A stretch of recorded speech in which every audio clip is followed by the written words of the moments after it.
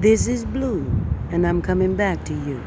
Today, we're talking about some things that I have observed, working here in the business and have been affiliated with the educational system and watching the youth grow up in our community.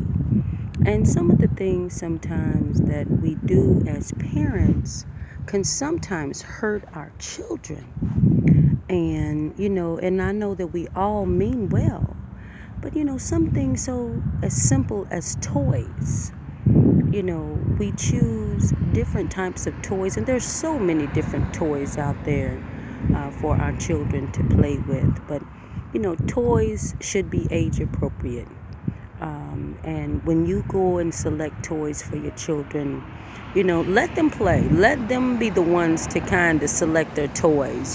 Girls play with dolls for the most part, and they want baby dolls. And if you deprive a 10-year-old, 9-year-old girl, if she's asking for a baby doll, let her play with a baby doll. Let her learn how to be the woman that she needs to be. That's where she gets her practice at, is with her baby dolls. So she dresses the baby dolls up, and she tells the baby dolls what to do, and she gives the baby dolls love, and she changes their pamper, and she feeds them, and she's learning how to be the mother that you are. And she wouldn't know that other than being able to practice that on her baby dolls, because she see that being practiced every day with her and her household, with her mama and herself. And so that girl is yearning to be a woman. She can't help but to nurture. She can't help but to want to love. So it's just a natural thing for that to happen. So, we talked then about, even for little boys, it's okay for little boys to play with boy toys, boy doll toys. He needs to know how to nurture too. He needs to know how to show love, and things are appropriate. And even in our dress today, when we dress our children, we have to dress our children age appropriately. Some things are inappropriate for a little girl to have most of her chest out at 9 or 10. She might have some knots in her breast. She might be, at a point where she, her breast is developing full enough, to where you can see them. And I'm keeping it real.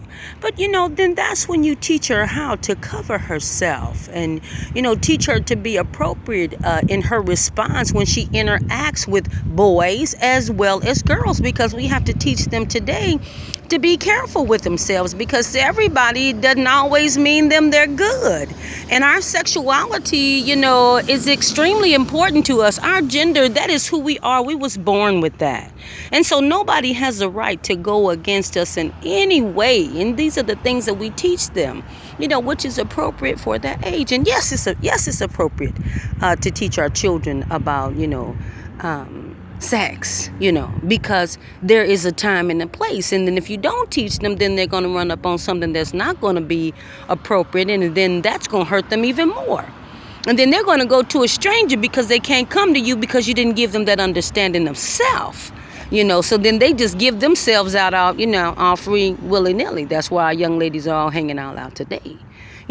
Age appropriate, even as we grow up and become teenagers and young adults, going into jobs and different walks of our lives. We teach our children to be appropriate in their response, so that when they go and meet these different people in different walks of life, they'll be appropriate. They'll know how to dress. They'll know how to talk. They'll know how to walk. They'll know how to stand. They'll know how to eat.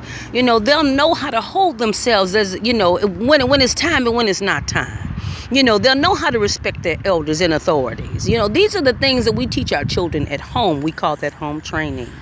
But we have to make sure that they are well-rounded. The TV cannot totally be the end all to everything. They cannot always go to their room and eat in front of the TV and eat finger food. They need to eat a nourished, balanced meal. They need vegetables. They need fruit. They need starch. They need protein. These are the things that they need every day. I see people at churches eating a full box of chicken, and they'll buy their son a chicken sandwich and a cup of water. But they'll eat 4 pieces of chicken, and that's all they'll give their child.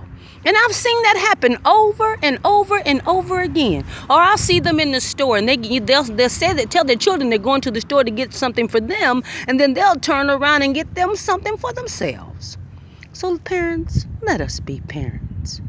And let children be children. And let us all be thankful one unto another. Hotep.